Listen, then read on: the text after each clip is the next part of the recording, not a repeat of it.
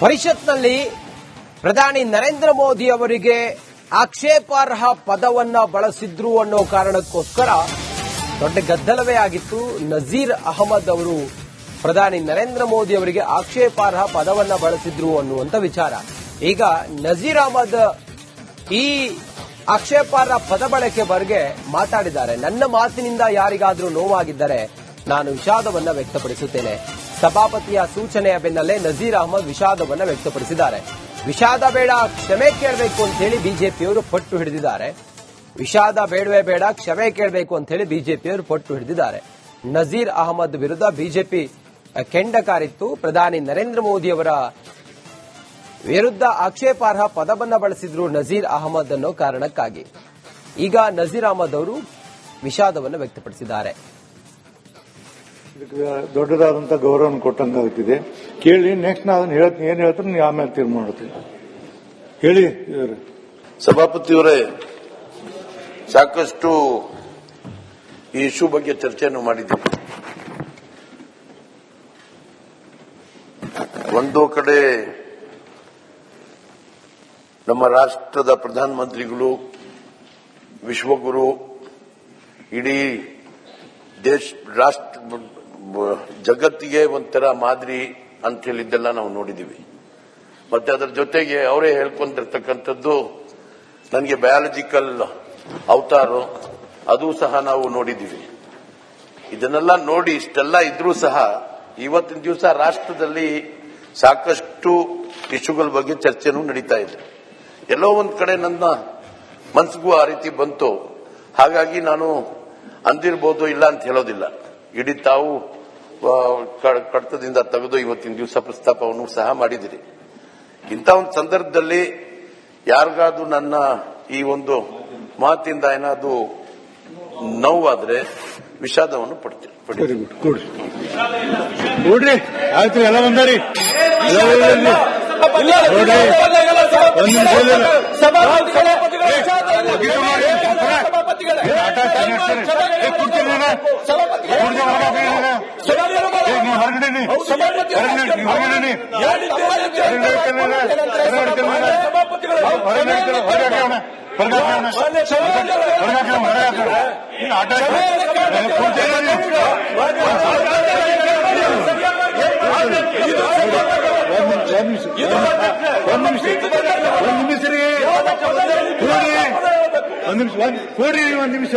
ಒಂದ್ ನಿಮಿಷ ಕೊಡ್ರಿ. ನೀವು ಇವರೇ ಚಲೋ ಸರ್, ವಿಷಾದನ ಕನ್ನಡದಾಗ ಅರ್ಥ ಏನು ನೋಡಿ ನನಗೆ. ವಿಷಾದಕ್ಕ ಕನ್ನಡದ ಅರ್ಥ ನೀವು ಯಾರು ಮಾತಾಡ್ಬೇಡ್ರಿ. ಅಲ್ಲ, ಈಗ ರಿಯಲೈಸ್ ಆಗಿದೆ ಅಂತ ಅದು ಬೇಕಾದ್ರೆ ಹೇಳಿ. ಅವರು ವಿಷಾದ ವ್ಯಕ್ತಪಡಿಸಿಲ್ಲ. ಒಂದ್ ನಿಮಿಷ ವಿಷಾದ ತಡೀರಿ. ವಿಷಾದ ವ್ಯಕ್ತಪಡಿಸಿದ್ರ ಅರ್ಥ ಏನು? ರಿಯಲೈಸ್ ಆಯ್ತು ನನಗೆ ಅಂತ. ವಿಷಾದ ವ್ಯಕ್ತಪಡಿಸುತ್ತೇನೆ ಅಂದ್ರೆ ಕ್ಷಮೆ ಯಾಚಿಸಿದಂತೆ. ಇಲ್ಲ, ಕ್ಷಮೆ ಅಲ್ಲ, ಯಾರು ಕೇಳ್ಕೋರಿ. ನೋಡಿ, ಅತಿ ಮಾಡಬಾರ್ದು. ಅತಿ ಮಾಡಿದ್ರೆ ಅದಕ್ಕೆ ಇಲ್ಲ. ನೋಡಿ, ನಾ ಹೇಳ್ತೀನಿ, ವಿಷಾದ ನೋಡಿ ಎಷ್ಟೊತ್ತಲ್ಲಿ ವಿಷಾದ ವ್ಯಕ್ತಪಡಿಸು ಅಂತಾರೆ.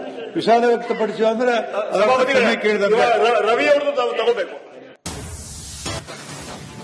ಪರಿಷತ್ನಲ್ಲಿ ಪ್ರಧಾನಿ ನರೇಂದ್ರ ಮೋದಿ ಅವರಿಗೆ ಆಕ್ಷೇಪಾರ್ಹ ಪದವನ್ನ ಬಳಸಿದ್ರು ಅನ್ನೋ ಕಾರಣಕ್ಕೋಸ್ಕರ ದೊಡ್ಡ ಗದ್ದಲವೇ ಆಗಿತ್ತು. ನಜೀರ್ ಅಹಮದ್ ಅವರು ಪ್ರಧಾನಿ ನರೇಂದ್ರ ಮೋದಿ ಅವರಿಗೆ ಆಕ್ಷೇಪಾರ್ಹ ಪದವನ್ನ ಬಳಸಿದ್ರು ಅನ್ನುವಂತ ವಿಚಾರ. ಈಗ ನಜೀರ್ ಅಹಮದ್ ಈ ಆಕ್ಷೇಪಾರ್ಹ ಪದ ಬಳಕೆ ಬಗ್ಗೆ ಮಾತಾಡಿದ್ದಾರೆ. ನನ್ನ ಮಾತಿನಿಂದ ಯಾರಿಗಾದ್ರೂ ನೋವಾಗಿದ್ದರೆ ನಾನು ವಿಷಾದವನ್ನ ವ್ಯಕ್ತಪಡಿಸುತ್ತೇನೆ. ಸಭಾಪತಿಯ ಸೂಚನೆಯ ಬೆನ್ನಲ್ಲೇ ನಜೀರ್ ಅಹಮದ್ ವಿಷಾದವನ್ನ ವ್ಯಕ್ತಪಡಿಸಿದ್ದಾರೆ.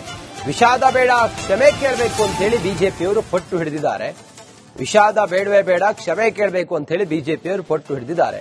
ನಜೀರ್ ಅಹಮದ್ ವಿರುದ್ಧ ಬಿಜೆಪಿ ಕೆಂಡ ಕಾರಿತ್ತು. ಪ್ರಧಾನಿ ನರೇಂದ್ರ ಮೋದಿ ಅವರ ವಿರುದ್ಧ ಆಕ್ಷೇಪಾರ್ಹ ಪದವನ್ನ ಬಳಸಿದ್ರು ನಜೀರ್ ಅಹಮದ್ ಅನ್ನೋ ಕಾರಣಕ್ಕಾಗಿ. ಈಗ ನಜೀರ್ ಅಹಮದ್ ಅವರು ವಿಷಾದವನ್ನು ವ್ಯಕ್ತಪಡಿಸಿದ್ದಾರೆ. ದೊಡ್ಡದಾದಂತಹ ಗೌರವ ಕೊಟ್ಟಂಗಾಗ್ತಿದೆ. ಕೇಳಿ, ನೆಕ್ಸ್ಟ್ ನಾನು ಹೇಳ್ತೀನಿ, ಏನ್ ಹೇಳ್ತಾರೆ ನೀವು ಆಮೇಲೆ ತೀರ್ಮಾನ ಮಾಡ್ತೀನಿ. ಹೇಳಿ ಸಭಾಪತಿಯವರೇ, ಸಾಕಷ್ಟು ಈ ಇಶ್ಯೂ ಬಗ್ಗೆ ಚರ್ಚೆಯನ್ನು ಮಾಡಿದ್ದೀವಿ. ಒಂದು ಕಡೆ ನಮ್ಮ ರಾಷ್ಟ್ರದ ಪ್ರಧಾನಮಂತ್ರಿಗಳು, ವಿಶ್ವಗುರು, ಇಡೀ ರಾಷ್ಟ್ರ ಜಗತ್ತಿಗೆ ಒಂಥರ ಮಾದರಿ ಅಂತ ಹೇಳಿದ್ದೆಲ್ಲ ನಾವು ನೋಡಿದ್ದೀವಿ.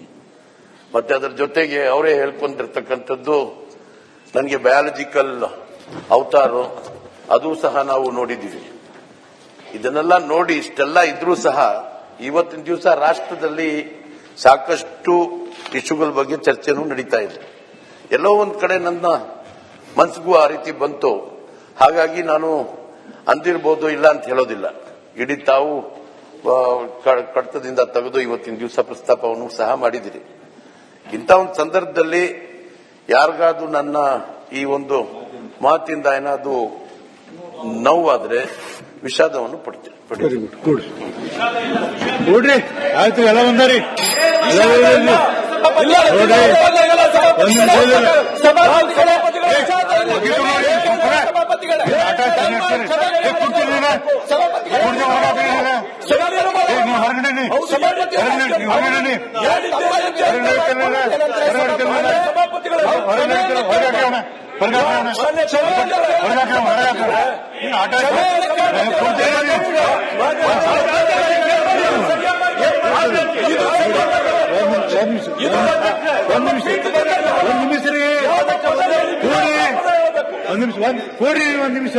ಒಂದ್ ನಿಮಿಷ ಕೊಡ್ರಿ.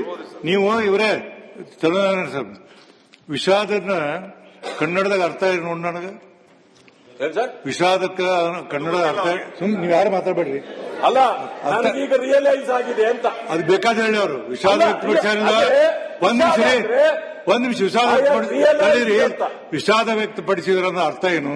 ರಿಯಲೈಸ್ ಆಯ್ತು ನನಗೆ ಅಂತ. ವಿಷಾದ ವ್ಯಕ್ತಪಡಿಸುತ್ತೇನೆ ಅಂದ್ರೆ ಕ್ಷಮೆ ಯಾಚಿಸಿದಂತೆ. ಇಲ್ಲ, ಕ್ಷಮೆ ಅಲ್ಲ, ಯಾರು ಕೇಳ್ಕೋರಿ. ನೋಡಿ, ಅತಿ ಮಾಡಬಾರ್ದು. ಅತಿ ಮಾಡಿದ್ರೆ ಅದಕ್ಕೆ ಒಳ್ಳೆಯಲ್ಲ. ಇಲ್ಲ ಅಂದ್ರೆ ಐ ರಿಗ್ರೆಟ್. ನೋಡಿ, ನಾ ಹೇಳ್ತೀನಿ, ವಿಷಾದ ವ್ಯಕ್ತ ನೋಡಿ ಎಷ್ಟೋ ಸರಿ ವಿಷಾದ ವ್ಯಕ್ತಪಡಿಸಿ ಅಂತಾರೆ. ವಿಷಾದ ವ್ಯಕ್ತಪಡಿಸಿ ಅಂದ್ರೆ ಕ್ಷಮೆ ಕೇಳಿದಂತೆ. ರವಿ ಅವ್ರದ್ದು ತಗೋಬೇಕು. ಪರಿಷತ್ನಲ್ಲಿ ಪ್ರಧಾನಿ ನರೇಂದ್ರ ಮೋದಿ ಅವರಿಗೆ ಆಕ್ಷೇಪಾರ್ಹ ಪದವನ್ನ ಬಳಸಿದ್ರು ಅನ್ನೋ ಕಾರಣಕ್ಕೋಸ್ಕರ ದೊಡ್ಡ ಗದ್ದಲವೇ ಆಗಿತ್ತು. ನಜೀರ್ ಅಹಮದ್ ಅವರು ಪ್ರಧಾನಿ ನರೇಂದ್ರ ಮೋದಿ ಅವರಿಗೆ ಆಕ್ಷೇಪಾರ್ಹ ಪದವನ್ನ ಬಳಸಿದ್ರು ಅನ್ನುವಂತ ವಿಚಾರ. ಈಗ ನಜೀರ್ ಅಹಮದ್ ಈ ಆಕ್ಷೇಪಾರ್ಹ ಪದ ಬಳಕೆ ಬಗ್ಗೆ ಮಾತಾಡಿದ್ದಾರೆ. ನನ್ನ ಮಾತಿನಿಂದ ಯಾರಿಗಾದ್ರೂ ನೋವಾಗಿದ್ದರೆ ನಾನು ವಿಷಾದವನ್ನ ವ್ಯಕ್ತಪಡಿಸುತ್ತೇನೆ. ಸಭಾಪತಿಯ ಸೂಚನೆಯ ಬೆನ್ನಲ್ಲೇ ನಜೀರ್ ಅಹಮದ್ ವಿಷಾದವನ್ನ ವ್ಯಕ್ತಪಡಿಸಿದ್ದಾರೆ. ವಿಷಾದ ಬೇಡ, ಕ್ಷಮೆ ಕೇಳಬೇಕು ಅಂತ ಹೇಳಿ ಬಿಜೆಪಿಯವರು ಪಟ್ಟು ಹಿಡಿದಿದ್ದಾರೆ. ವಿಷಾದ ಬೇಡವೇ ಬೇಡ, ಕ್ಷಮೆ ಕೇಳಬೇಕು ಅಂತ ಹೇಳಿ ಬಿಜೆಪಿಯವರು ಪಟ್ಟು ಹಿಡಿದಿದ್ದಾರೆ. ನಜೀರ್ ಅಹಮದ್ ವಿರುದ್ಧ ಬಿಜೆಪಿ ಕೆಂಡ ಕಾರಿತ್ತು. ಪ್ರಧಾನಿ ನರೇಂದ್ರ ಮೋದಿ ಅವರ ವಿರುದ್ಧ ಆಕ್ಷೇಪಾರ್ಹ ಪದವನ್ನ ಬಳಸಿದ್ರು ನಜೀರ್ ಅಹಮದ್ ಅನ್ನೋ ಕಾರಣಕ್ಕಾಗಿ. ಈಗ ನಜೀರ್ ಅಹಮದ್ ಅವರು ವಿಷಾದವನ್ನು ವ್ಯಕ್ತಪಡಿಸಿದ್ದಾರೆ. ದೊಡ್ಡದಾದಂತ ಗೌರವ ಕೊಟ್ಟಂಗಾಗ್ತಿದೆ. ಕೇಳಿ, ನೆಕ್ಸ್ಟ್ ನಾ ಅದನ್ನ ಹೇಳ್ತೀನಿ. ಏನ್ ಹೇಳ್ತಾರೆ ನೀವು ಆಮೇಲೆ ತೀರ್ಮಾನ ಮಾಡ್ತೀನಿ. ಹೇಳಿ. ಸಭಾಪತಿಯವರೇ, ಸಾಕಷ್ಟು ಈ ಇಶ್ಯೂ ಬಗ್ಗೆ ಚರ್ಚೆಯನ್ನು ಮಾಡಿದ್ದೀವಿ. ಒಂದು ಕಡೆ ನಮ್ಮ ರಾಷ್ಟ್ರದ ಪ್ರಧಾನಮಂತ್ರಿಗಳು, ವಿಶ್ವಗುರು, ಇಡೀ ರಾಷ್ಟ್ರ ಜಗತ್ತಿಗೆ ಒಂಥರ ಮಾದರಿ ಅಂತ ಹೇಳಿದ್ದೆಲ್ಲ ನಾವು ನೋಡಿದ್ದೀವಿ. ಮತ್ತೆ ಅದರ ಜೊತೆಗೆ ಅವರೇ ಹೇಳ್ಕೊಂಡಿರ್ತಕ್ಕಂಥದ್ದು ನನಗೆ ಬಯಾಲಜಿಕಲ್ ಅವತಾರು, ಅದು ಸಹ ನಾವು ನೋಡಿದ್ದೀವಿ. ಇದನ್ನೆಲ್ಲ ನೋಡಿ ಇಷ್ಟೆಲ್ಲ ಇದ್ರೂ ಸಹ ಇವತ್ತಿನ ದಿವಸ ರಾಷ್ಟ್ರದಲ್ಲಿ ಸಾಕಷ್ಟು ಇಶ್ಯೂಗಳ ಬಗ್ಗೆ ಚರ್ಚೆನೂ ನಡೀತಾ ಇದೆ. ಎಲ್ಲೋ ಒಂದ್ ಕಡೆ ನನ್ನ ಮನಸ್ಸಿಗೂ ಆ ರೀತಿ ಬಂತು. ಹಾಗಾಗಿ ನಾನು ಅಂದಿರ್ಬೋದು, ಇಲ್ಲ ಅಂತ ಹೇಳೋದಿಲ್ಲ. ಇಡೀ ತಾವು ಕಡತದಿಂದ ತೆಗೆದು ಇವತ್ತಿನ ದಿವಸ ಪ್ರಸ್ತಾಪವನ್ನು ಸಹ ಮಾಡಿದಿರಿ. ಇಂಥ ಒಂದು ಸಂದರ್ಭದಲ್ಲಿ ಯಾರಿಗಾದ್ರೂ ನನ್ನ ಈ ಒಂದು ಮಾತಿಂದ ಏನಾದ್ರೂ ನೋವಾದ್ರೆ ವಿಷಾದವನ್ನು ಪಡ್ತೀನಿ. ಕೂಡ್ರಿ, ಆಯ್ತು, ಎಲ್ಲ ಒಂದರಿ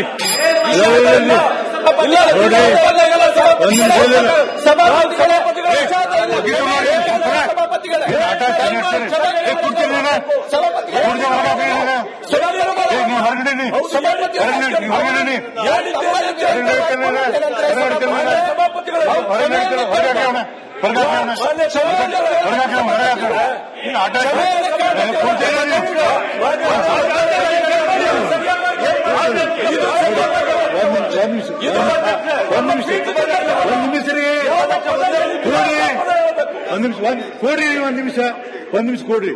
ನೀವು ಇವರೇ ಚಲೋ ಸರ್, ವಿಷಾದನ ಕನ್ನಡದಾಗ ಅರ್ಥ ಏನು ನೋಡಿ ನನಗೆ. ವಿಷಾದಕ್ಕ ಕನ್ನಡದ ಅರ್ಥ ನೀವು ಯಾರು ಮಾತಾಡ್ಬೇಡ್ರಿ. ಅಲ್ಲ, ನನಗೀಗ ರಿಯಲೈಸ್ ಆಗಿದೆ ಅಂತ. ಅದು ಬೇಕಾದ್ರೆ ಹೇಳಿ ಅವರು ವಿಷಾದ ವ್ಯಕ್ತಪಡಿಸಿಲ್ಲ. ಒಂದ್ ನಿಮಿಷ ವಿಷಾದ ವಿಷಾದ ವ್ಯಕ್ತಪಡಿಸಿದ್ರ ಅರ್ಥ ಏನು? ರಿಯಲೈಸ್ ಆಯ್ತು ನನಗೆ ಅಂತ. ವಿಷಾದ ವ್ಯಕ್ತಪಡಿಸುತ್ತೇನೆ ಅಂದ್ರೆ ಕ್ಷಮೆ ಯಾಚಿಸಿದಂತೆ. ಇಲ್ಲ, ಕ್ಷಮೆ ಅಲ್ಲ, ಯಾರು ಕೇಳ್ಕೋರಿ. ನಮ್ಮ ಪದ ಬರ್ಬೇಕು ನೋಡಿ, ಅತಿ ಮಾಡಬಾರ್ದು. ಅತಿ ಮಾಡಿದ್ರೆ ಅದಕ್ಕೆ ಅಂದ್ರೆ ಕ್ಷಮೆ ಇಲ್ಲ. ವಿಷಾದ ಅಂದ್ರೆ ಐ ರಿಗ್ರೆಟ್. ನೋಡಿ, ನಾ ಹೇಳ್ತೀನಿ, ವಿಷಾದ ವ್ಯಕ್ತ ನೋಡಿ ಎಷ್ಟೋ ಸರಿ ವಿಷಾದ ವ್ಯಕ್ತಪಡಿಸು ಅಂತಾರೆ. ವಿಷಾದ ವ್ಯಕ್ತಪಡಿಸು ಅಂದ್ರೆ ಕ್ಷಮೆ ಕೇಳಿದಂತೆ. ರವಿ ಅವ್ರದ್ದು ತಗೋಬೇಕು.